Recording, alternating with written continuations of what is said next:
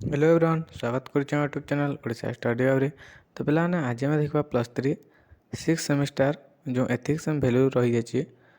तो से विषय में आज आम 1 मार्क क्वेश्चन आलोचना करवा एथिक्स एंड वैल्यू 6 सेमिस्टर। तो देख जो मैंने चैनल को प्रथम थर आते चैनल को सब्सक्राइब करदेव और बेल आइकन को प्रेस कर ऑन नोटिफिकेशन को ऑन करदेव, जहाँद्वारा परवर्ती वीडियो आप सर्वप्रथम पाइपर। तो देख पारिवेशिक और वैषयिक नैतिकता रिफ्रेशर बुझेगा एथिक्स वैल्यू। तो देखा एनवायरमेंटल एथिक्स पारिवेशिक नैतिकता। तो प्रथम प्रश्न रही देख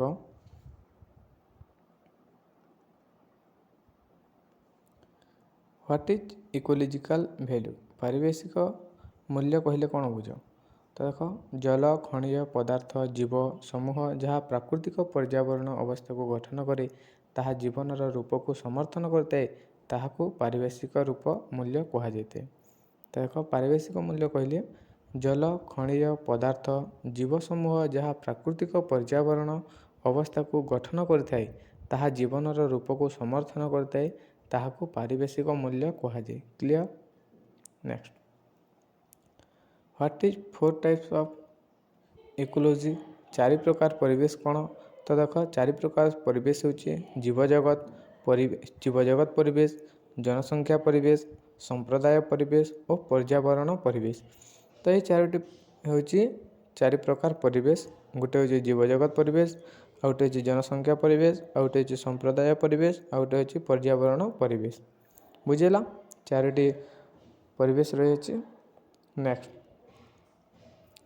परिवेश मुख्य धारणा गुड़िक कौन। What are the main concept of ecology. तो देख जैवमंडल जीव जनसंख्या और संप्रदाय होची परिवेश मुख्य धारणा। तो जैवमंडल जीव और जनसंख्या और संप्रदाय होची परिवेश मुख्य धारणा। बुझेला। नेक्स्ट परिवेश महत्व कौन। What is the importance of ecology.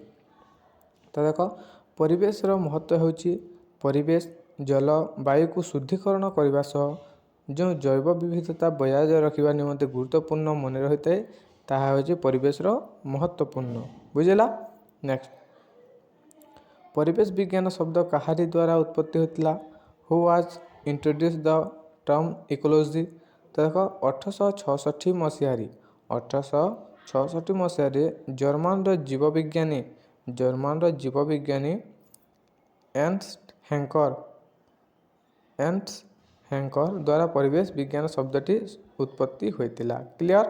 तो नेक्स्ट अच्छी देख मौलिक पारिवेशिक मूल्य कौन। What is basic environmental value.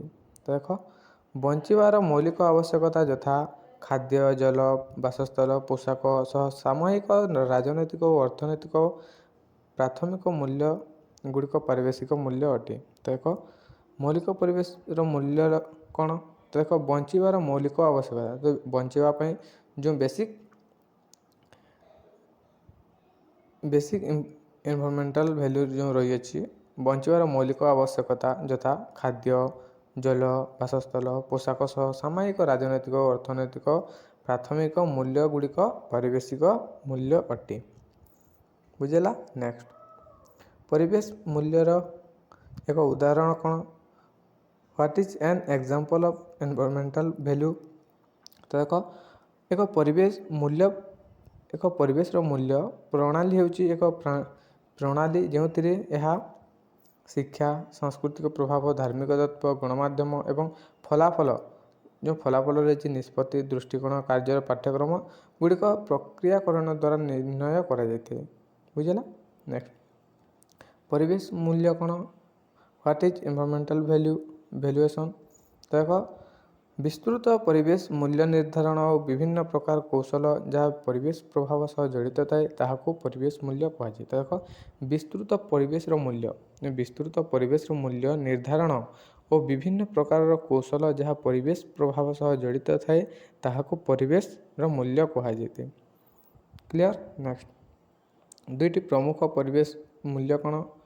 What are the two importance environmental value. देख आभिमुख्य संरक्षण और व्यवहार रे ପରିବେଶ ମନୋଭାବ ହେଉଛି ଦୁଇଟି ପ୍ରମୁଖ ପରିବେଶ ମୂଲ୍ୟ। ଦେଖ ଆଭିମୁଖ ସଂରକ୍ଷଣ ଓ ବ୍ୟବହାରରେ ପରିବେଶର ମନୋଭାବ ହେଉଛି ଦୁଇଟି ପ୍ରମୁଖ ପରିବେଶର ମୂଲ୍ୟ। ବୁଝିଲା। ନେକ୍ସଟ ପରିବେଶ ମୂଲ୍ୟ ଓ ନୈତିକତା କ'ଣ? ତ ଦେଖ what is environmental value and ethics.